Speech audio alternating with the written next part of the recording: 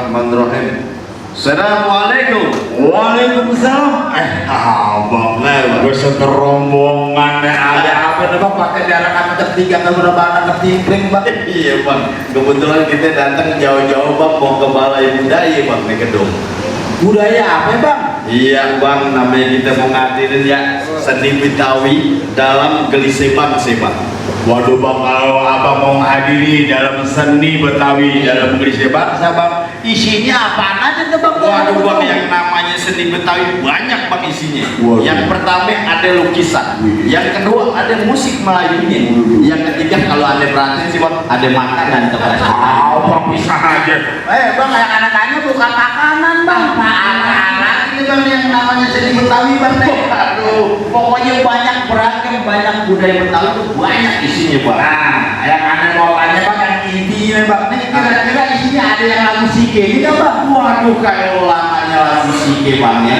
Jangankan lagu Sike, Lagu Ariel, lagu Peter Pan, lagu Dewa 19 dia bisa. Nyanyi bang, dia lupa. bang lagu sih bang. kita panggilin ya. Ngajinya kita bang. Pesantren. Silakan Pak Ustaz, pada lagu Sike, jangan lagu dangdut. Apa bisa aja.